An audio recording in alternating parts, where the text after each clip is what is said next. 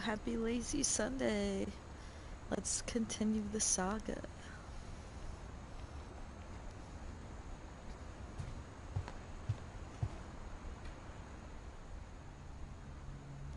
I think this is where I came from.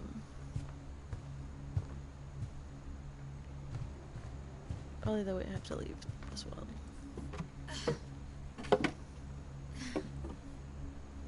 I guess now I know why Mom didn't like me playing with the music box.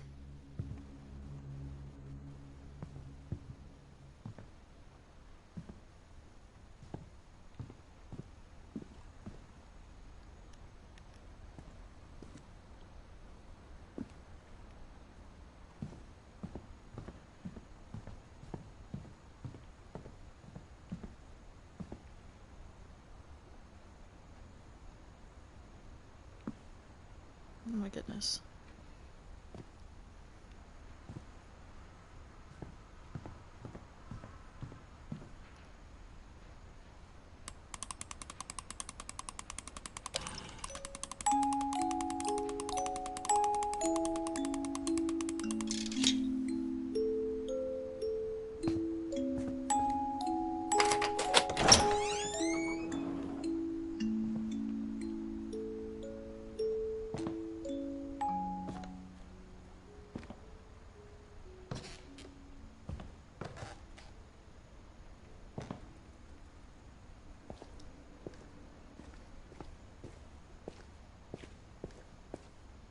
Mom said the basement was off limits, unless I wanted another tetanus shot.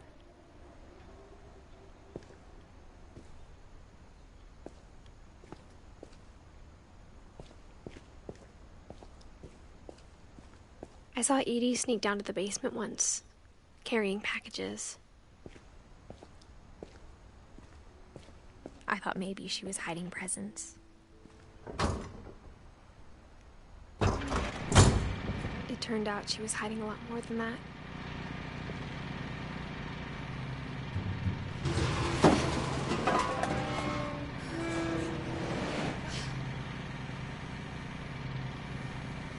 I remember asking Mom once about where Walter had gone.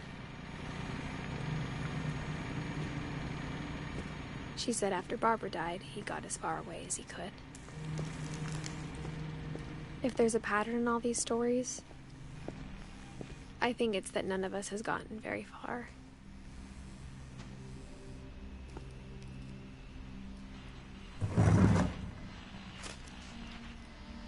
Goodbye, everyone. I can't believe I've been down here for 30 years. On that first day, after the shaking started, I didn't think I'd survive a week.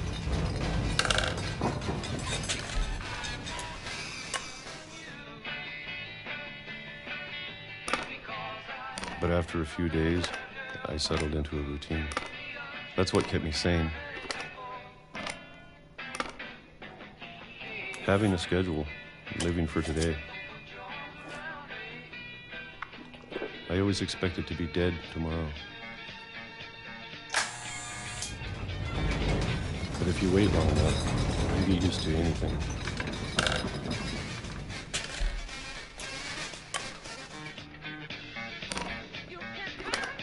Even a monster on the other side of the door starts to feel normal. Almost friendly.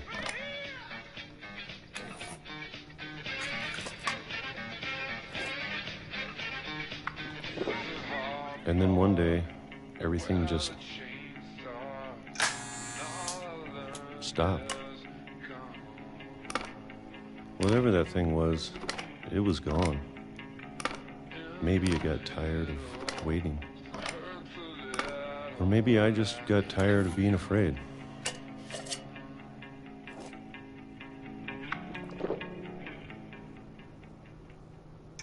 It's been a week now, the longest in 30 years. I'm done waiting. I have to leave while I still can.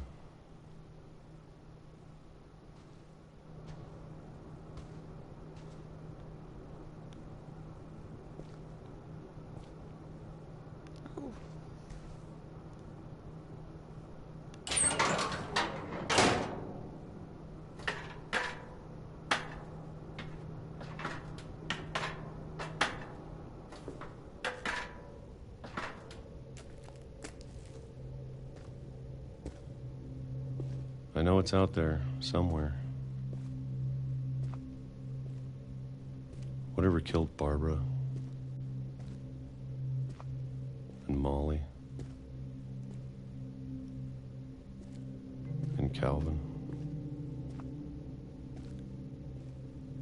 Maybe this is all a mistake. But I need to stop living the same day, even if it kills me.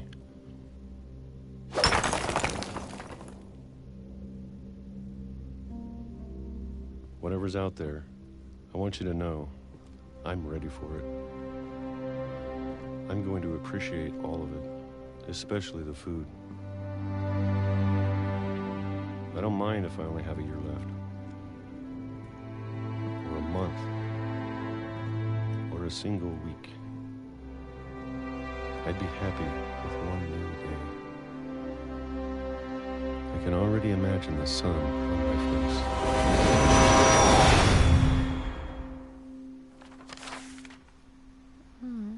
So sad.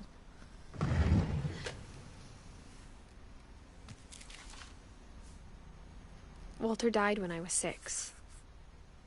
I can't believe my mom never told me he was down here.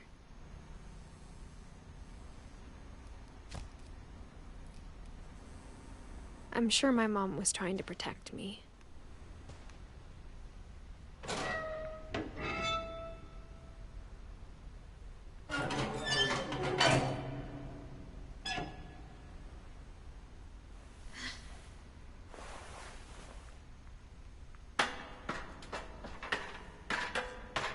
Maybe she was afraid I'd end up like Walter. But if she never told me about an uncle under the house, I can only imagine what else she was hiding. I don't want to make the same mistakes she made, trying to bury something that's still alive.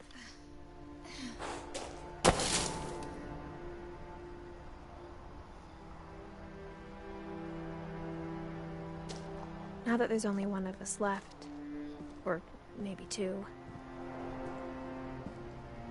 I thought it was time I heard the stories for myself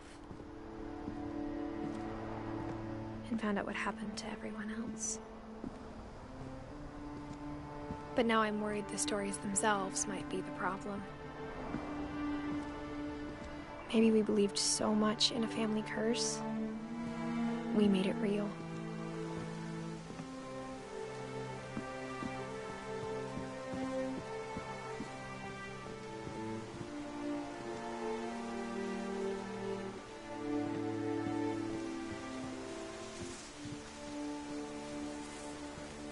I don't know if I should even be writing this.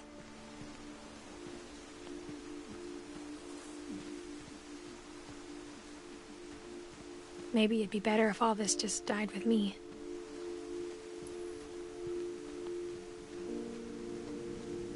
But I thought you should know about your family.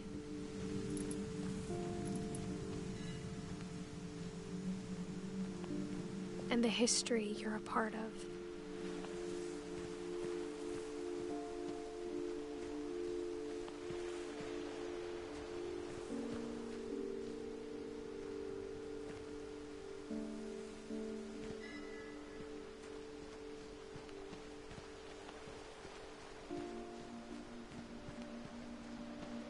Though to be honest, I feel as lost as you probably do right now. I think the people in these stories believed them, for what that's worth.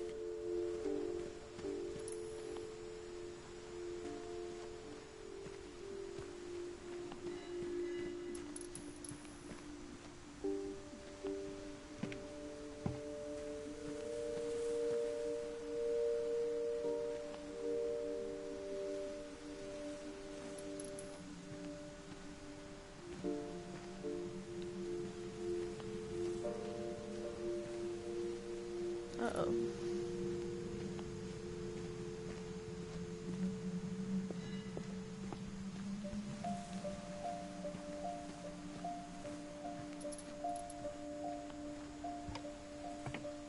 Oh. Huh.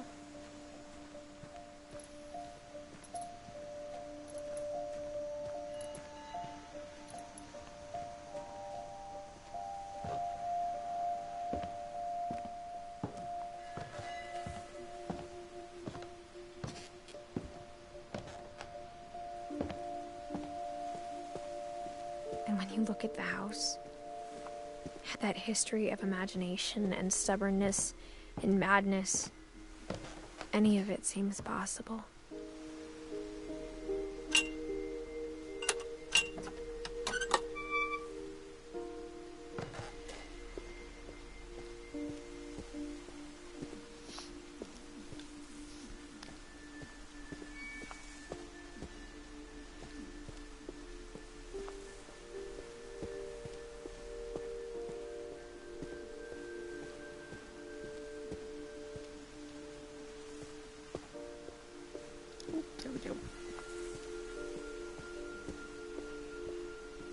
I think we've been surrounded by death for so long, we've just gotten used to it.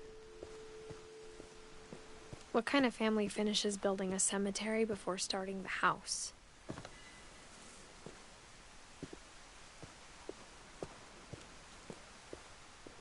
It's embarrassing for me to admit this, but the pet cemetery made me more uncomfortable than the human one. 3 of the gerbils were mine, and 2 had been my fault.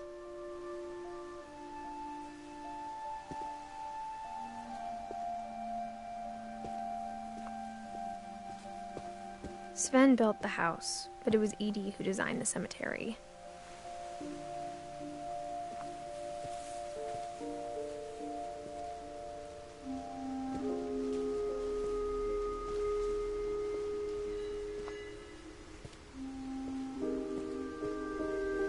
I'm sure Odin's monument had been Edie's idea.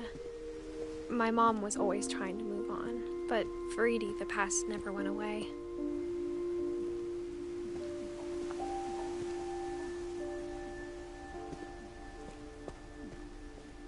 She could see it poking out of the water at low tide.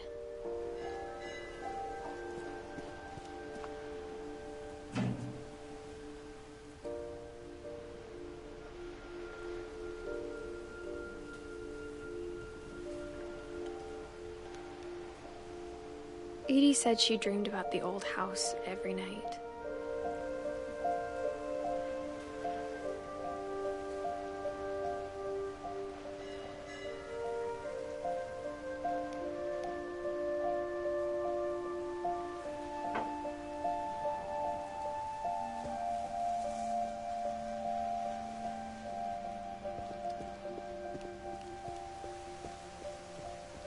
Edie's side was always easier for me to understand. But the older I get, the more I can see where my mom was coming from.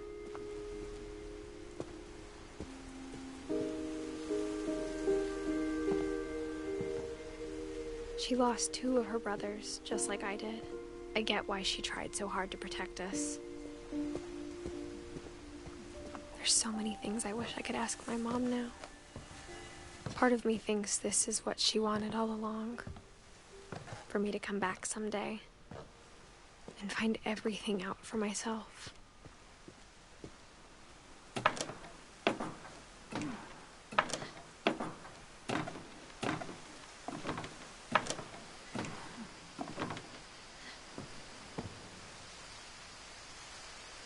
But looking back on it now,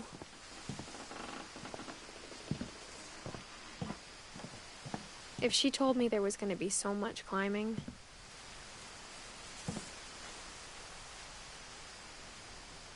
I never would have come when I was 22 weeks pregnant.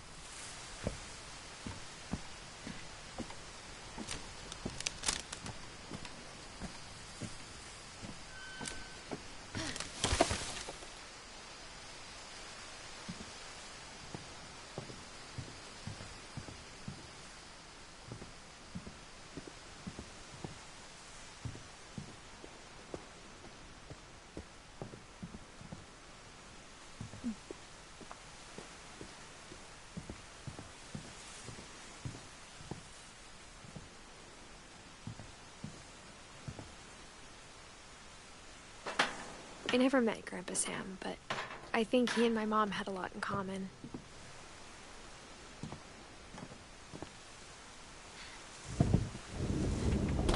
They were both pretty intense.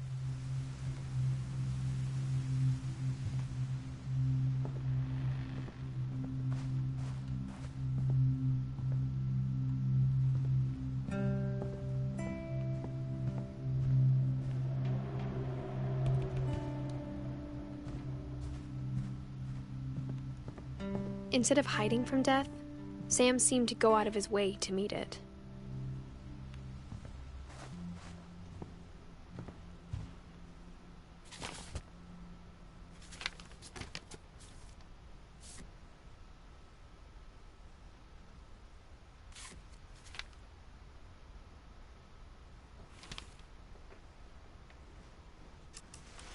Dawn, I promise, you'll never forget this weekend.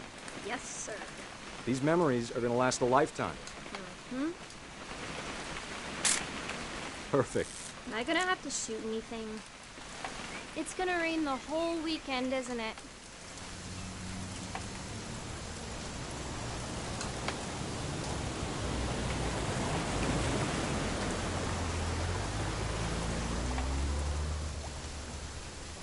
Please just take the damn picture. Hey, language.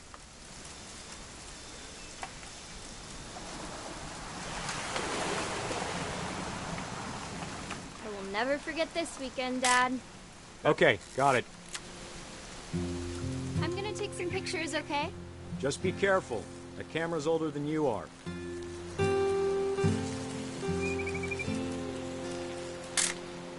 Aw. You're right, Dad. It's starting to clear up. Still freezing, though.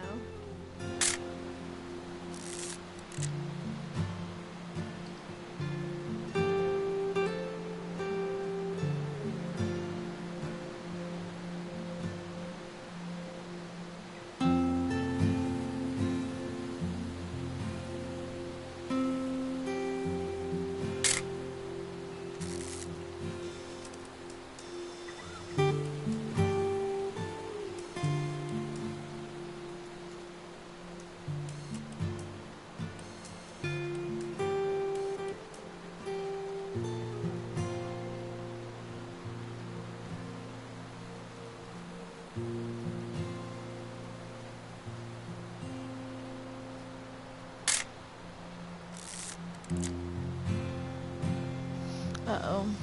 I'm not sure what I'm supposed to be seeing.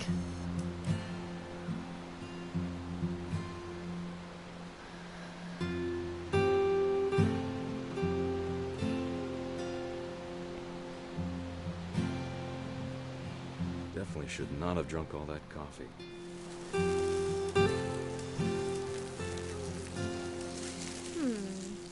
Hold still while I take... Hey! That's a keeper. Nothing quite like being outside.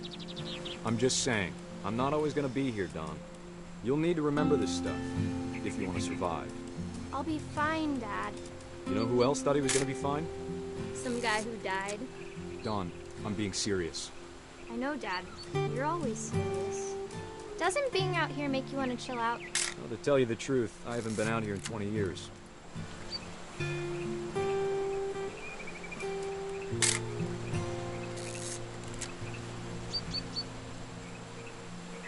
Last time I was with my brother Calvin.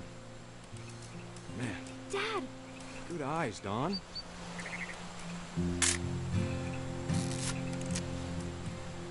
Before you take the shot, let me get a picture of you.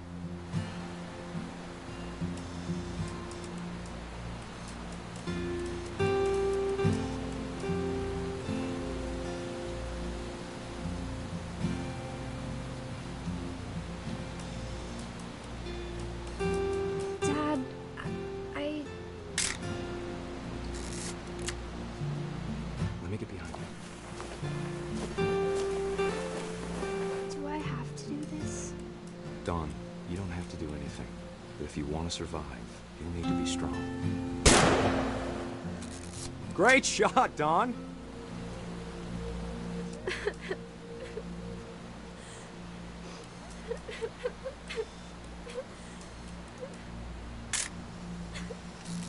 I'm proud of you, Dawn. Always remember that, okay?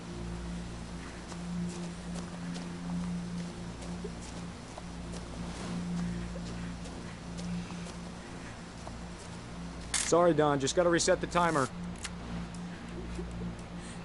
Oh, it took too long. I gotta run fast.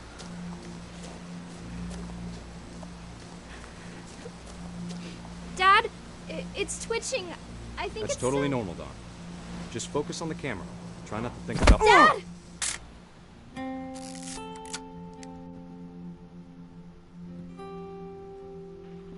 Oh.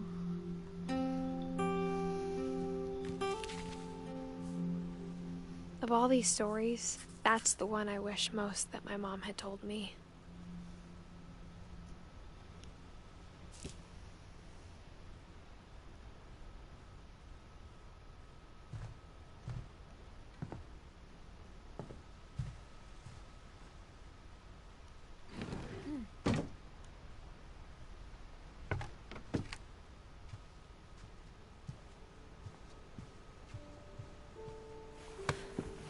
After Sam died, my mom and Edie got really close. They'd both lost a lot.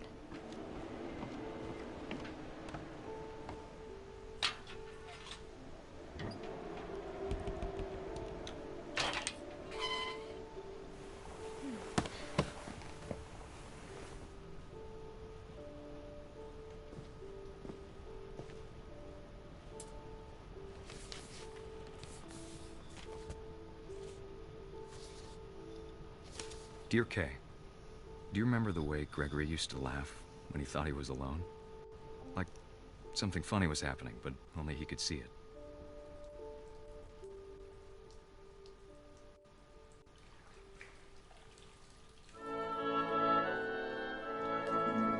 I think he saw things the rest of us don't.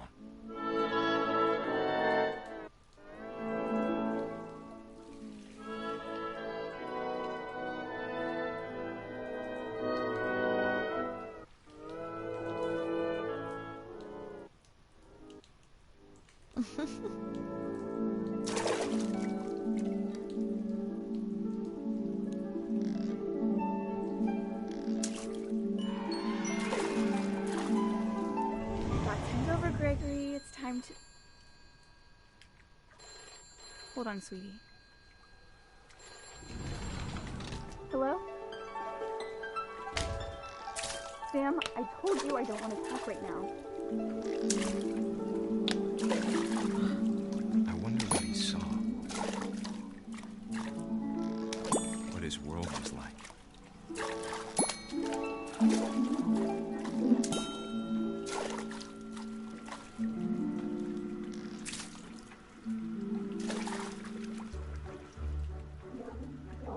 He reminded me so much of Calvin.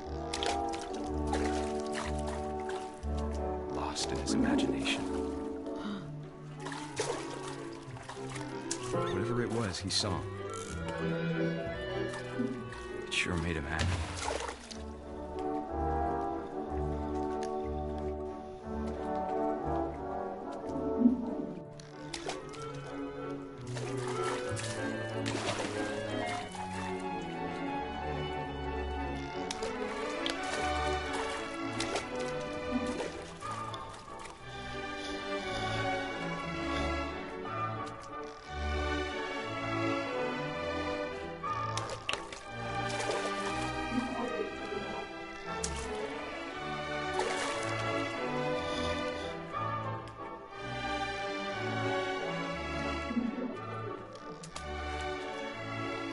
I'm not sure.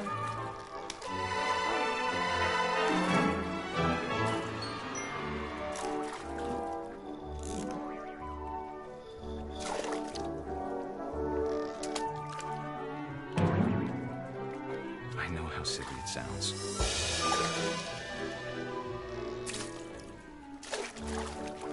But I worried about a baby being too happy. But I could feel him slipping away. Sorry about that, Gregory. I know you did everything you could. Maybe if I hadn't called that night. Damn it. Hold on, I don't want Gregory to hear this.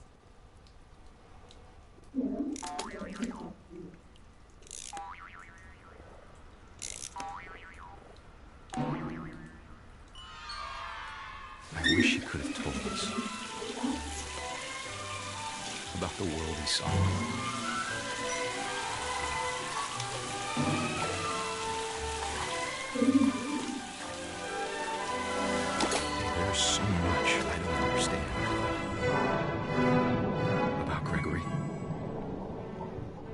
about everything.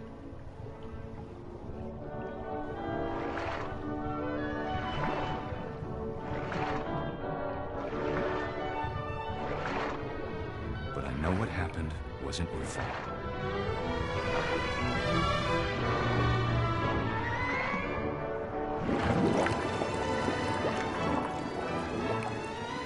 I'm sure he's happy.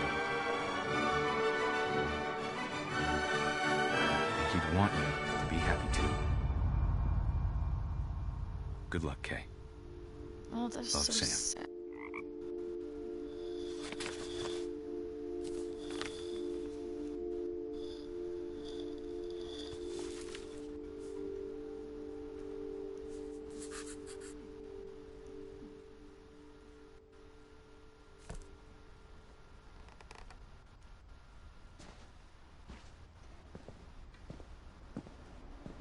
I can't imagine my mom ever writing poetry, and yet... A poem for Gus, who always said the wedding was a bad idea.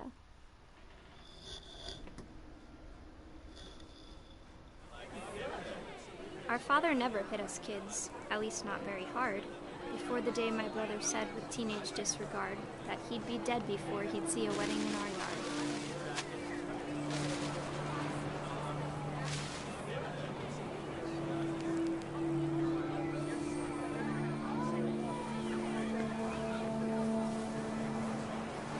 My father made him come, of course, but Gus stood far apart, just flew his kite and bottled up the storm inside his heart.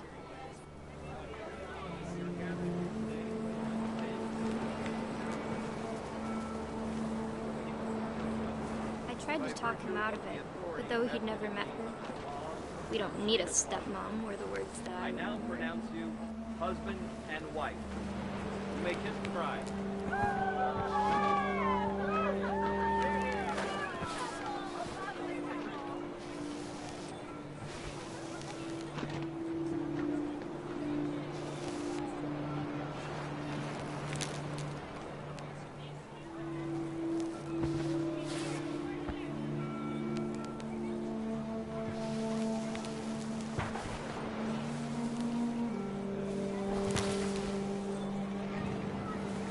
When the time for photos came, Dad ordered him to come here.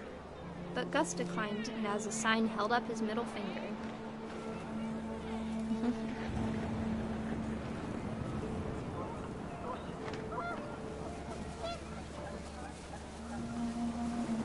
The wind picked up, and panicked geese appeared and quickly went.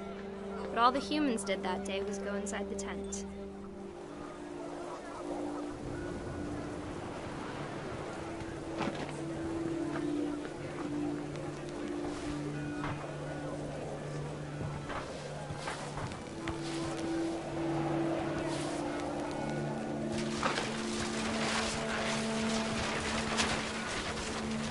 The rain came down in buckets then, but no one seemed afraid that nature might destroy the tent our dad had crudely made.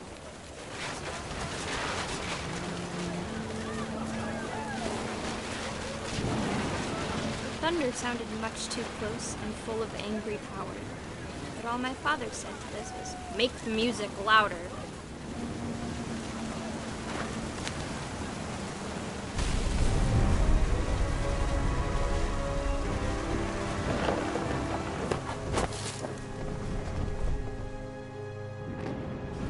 I wish that I could truly say I thought about you on that day. Out there on the beach alone, just you, the wind, the sea, and foam. But I didn't. Until we found you.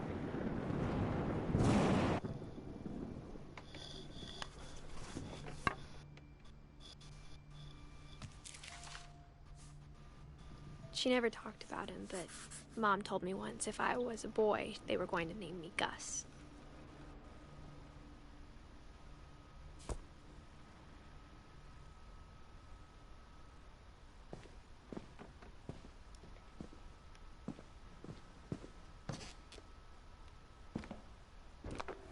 My mom moved up to the loft after her brothers died. At the time, it was as far away as she could get.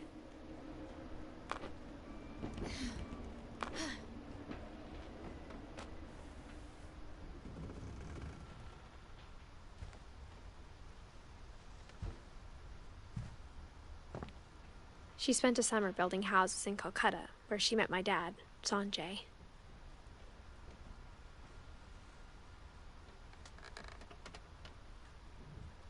My mom moved to India a week after graduation and got a job teaching English. Religion was another thing my mom never talked about, but I think it helped her a lot after her dad died.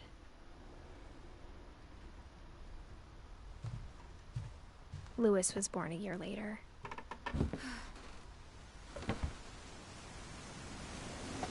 When my dad died, I don't think Mom knew where else to go. I'm sure Edie was happy to have her back. The house had to get a little bigger, but Edie was used to that. And for a while, things were good. Almost normal. But it didn't last.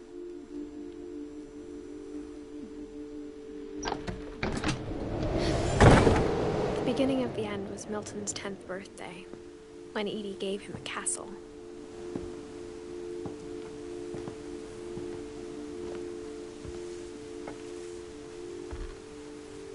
After Milton disappeared, the only thing he left behind was a room full of paintings.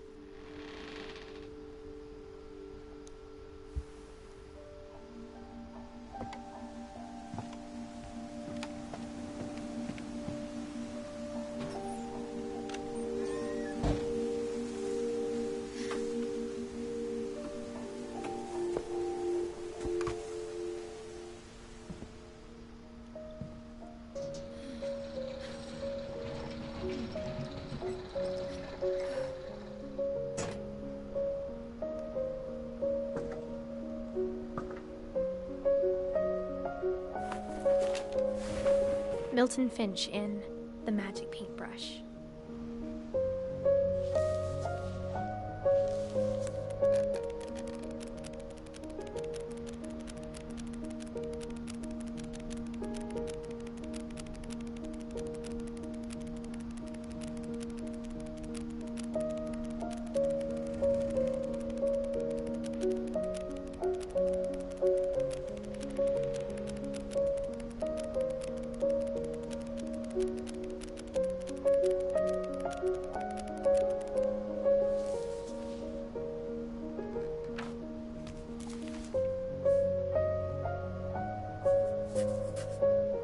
I was 4 when Milton disappeared.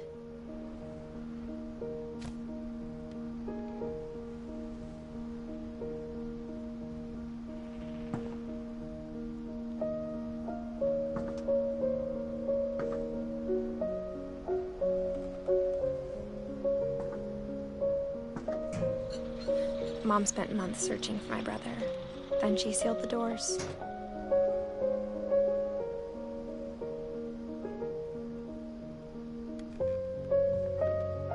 Whatever Milton had found in the house, Mom didn't want it getting out.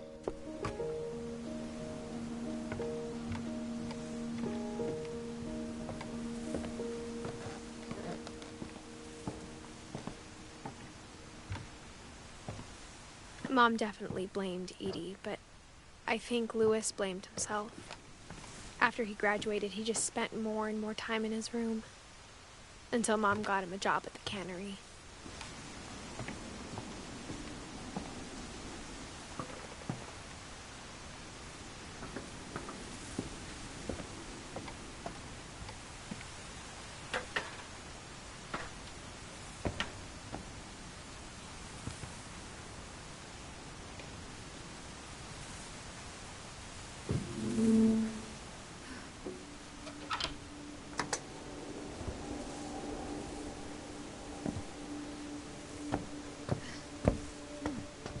Louis's room smelled very, very familiar. That part of him lived on.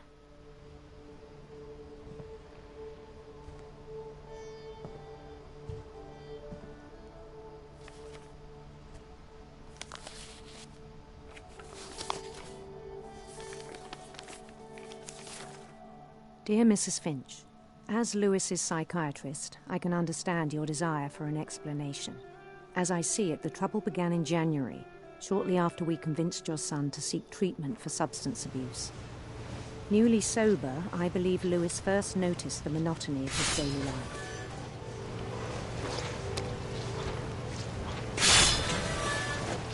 He kept working at the cannery, but he withdrew part of himself. In our sessions, I saw the same behavior. His mind began to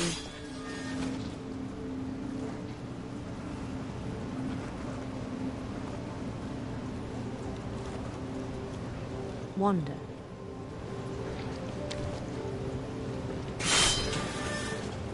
I asked him to describe it. He said he started small, imagining a labyrinth. He'd feel his way about. Then something moved. Bats and toads.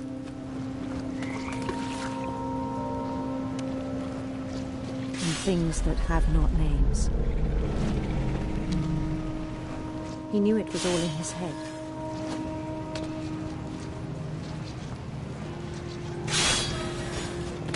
But he took it very seriously. I had hoped he'd find himself.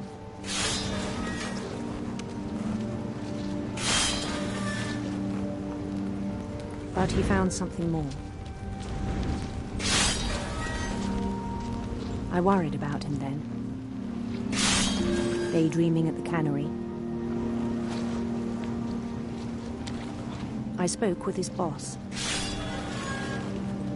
But he said Lewis had become a model employee. Methodical, tireless, focused. Like a whole new Lewis. So I let him go on.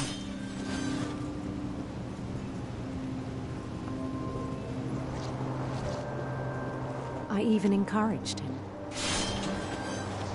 It seemed very promising at first. He told me he'd made a new friend.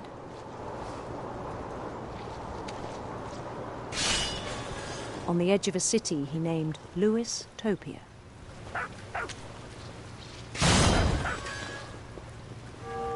He built the city up slowly, brick by brick. Then he made musicians.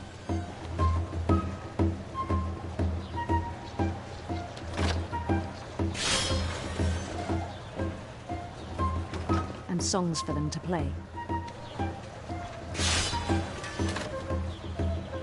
He talked about starting a band. And he was always humming something. Every day his imagination grew stronger.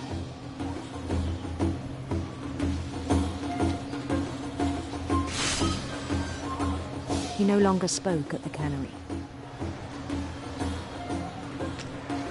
But his chopping was as reliable as ever. Then one day it struck him that all the cheering crowds, even the stones under his feet, were all in his imagination, so he could do whatever he wished.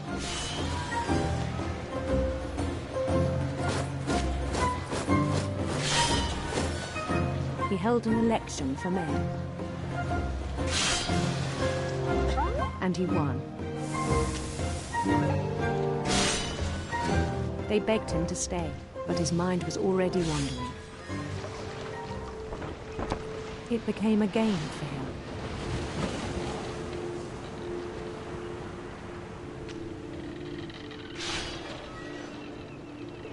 He'd conquer a city, then immediately push on. New Louisville. St. Louis. He started drifting away from our reality.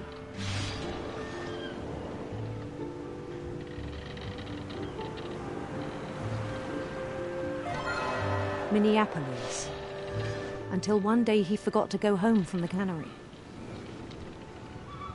Even as his mother pleaded with him, part of Lewis kept sailing on.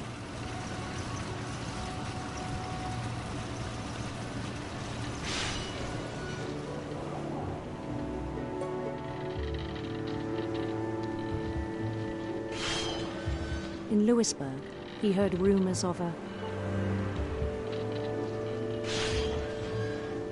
handsome queen.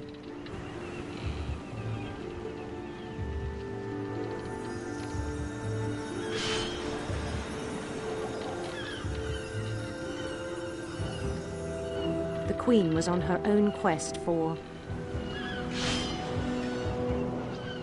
sinister serpents.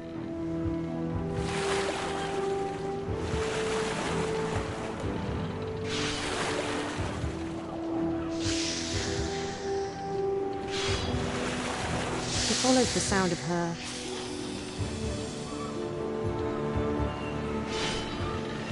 silver harp.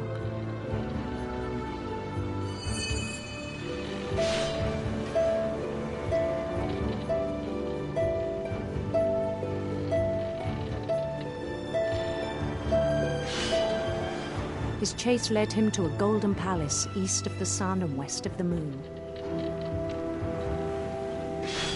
Even then, his logic remained sound.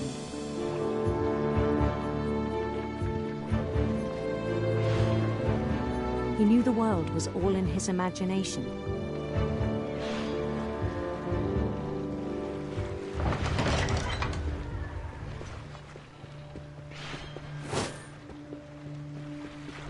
But he was so proud of having created it. In his own eyes, he'd become something greater than a king.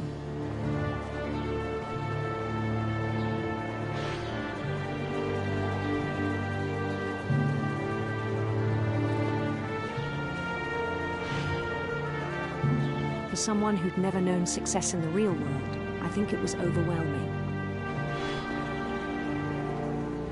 And then it struck him that the real Lewis was not the one chopping salmon, but the one climbing the steps of a golden palace.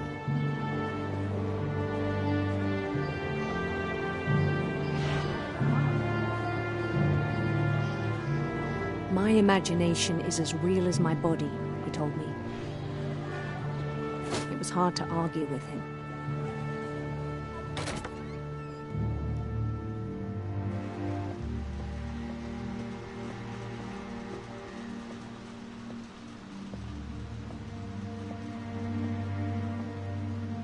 He began to forget the world we know.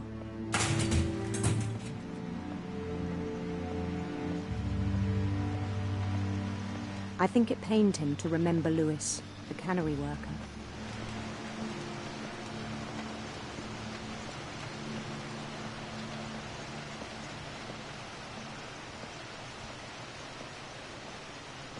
He began to despise the man with a royal contempt.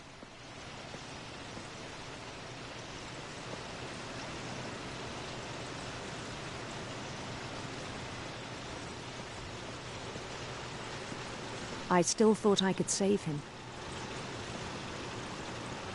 Even after he said he was being crowned king over all the lands of wonder. The palace would be packed with his companions.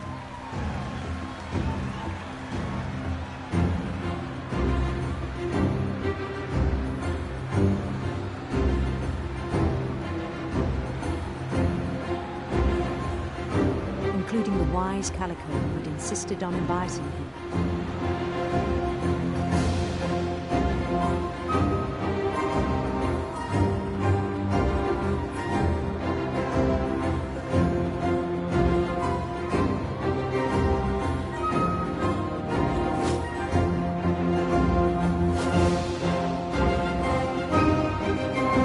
His queen waited, holding his crown.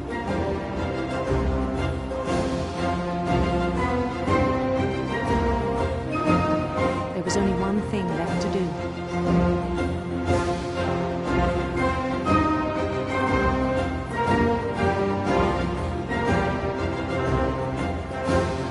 Bend down his head.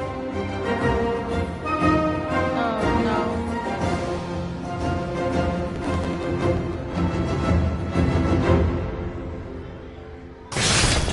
And the rest I think you know. Mrs. Finch, your son was a kind man who will be missed by all of us who knew him. Aw.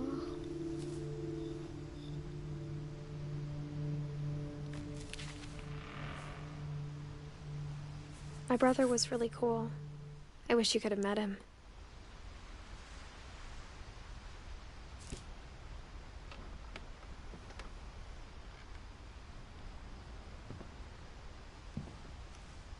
Lewis and I spent a lot of time playing games together, but he was surprisingly bad at them. He died a lot.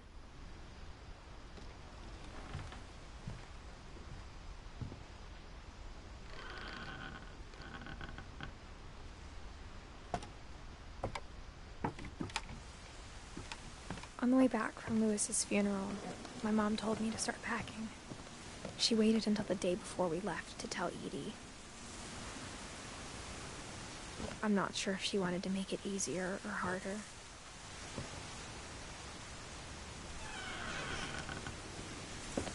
I wish we'd stayed. But I understand why we left.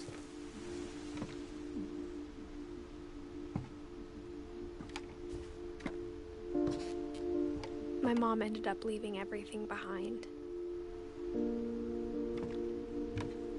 What happened that night had been coming for a long time. Maybe it should have come sooner.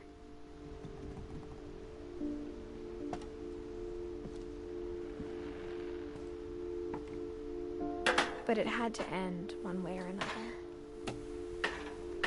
All that's left now is to tell you about that last night.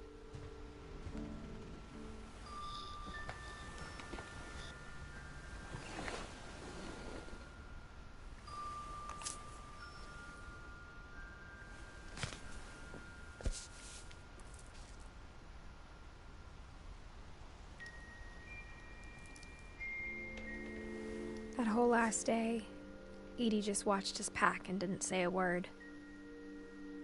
Until supper, when she raised her glass and said, "To our final night together, and all our final nights apart." Grandma, you know what I said about alcohol.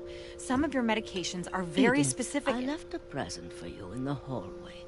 Why don't you go open it? The grown-ups have to argue now. I'm sorry, you're right. We're all leaving tomorrow. Let's just enjoy our last... I'm not leaving. Edith, you're excused.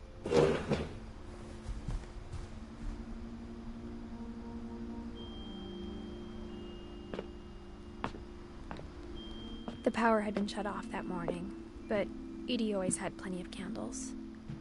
When my mom sealed the library, I don't think she knew about the other entrance. Or that Edie had a key to it.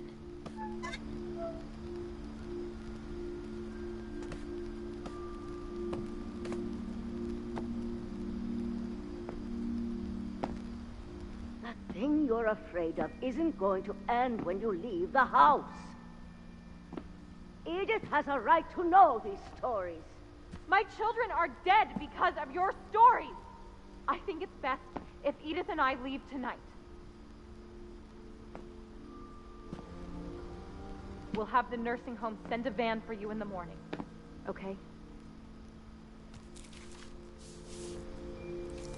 Dear Edith, there's so many stories I wish I could tell you, but there's only time for one. This is about what happened on the night you were born. That night, the tide went way, way out.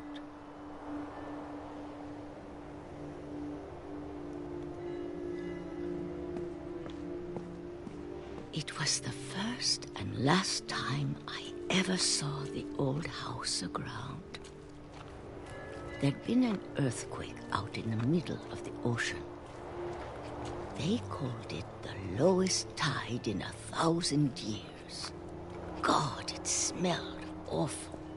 You know, I've seen that house every day of my life.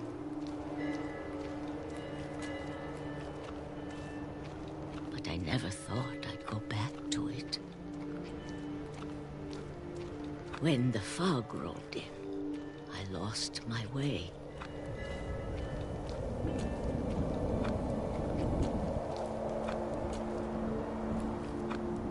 I got turned around.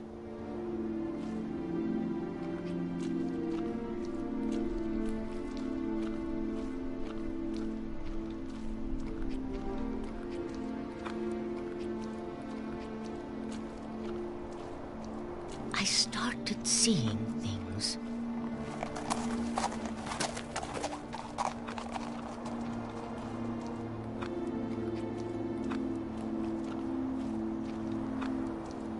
Things I'd forgotten had ever existed.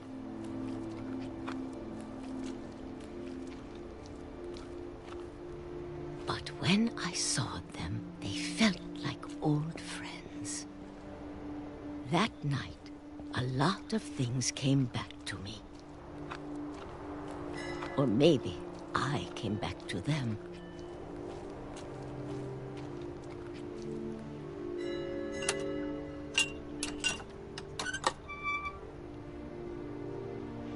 Things I can't explain, but that I need you to try and... Edith, what are you doing in here?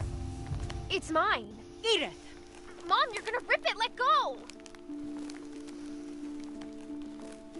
I kicked and screamed, but Mom dragged me to the car.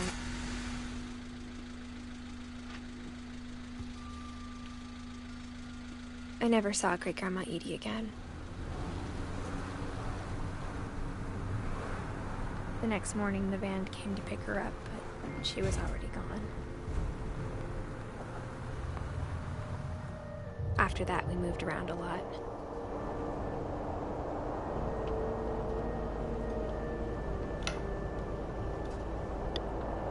We both tried to make the best of it.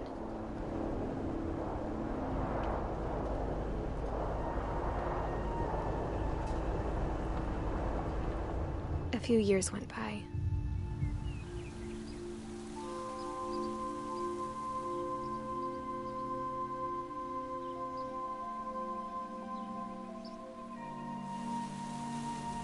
My mom didn't like to talk about it,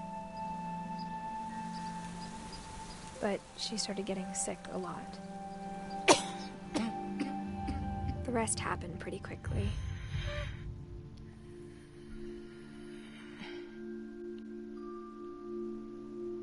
She got better for a while,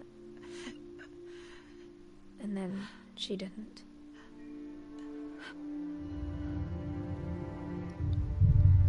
And then I was alone. The last Finch left alive.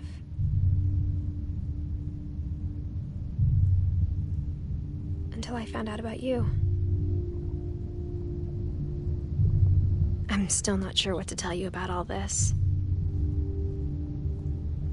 If we lived forever, maybe we'd have time to understand things.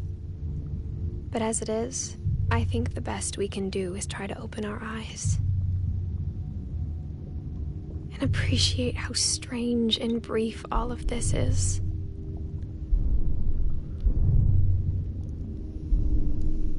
This journal was supposed to be for you.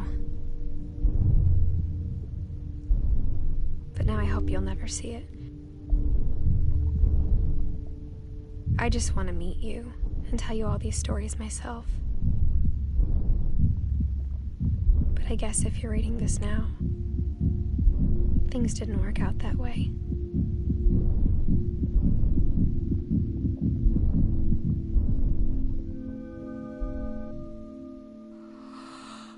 This is where your story begins. I'm sorry I won't be there to see it. It's a lot to ask, but I don't want you to be sad that I'm gone.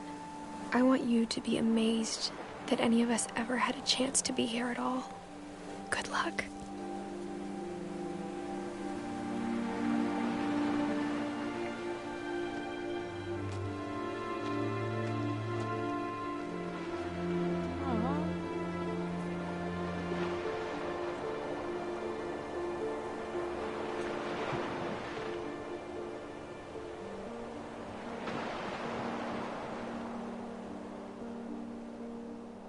What a cute game.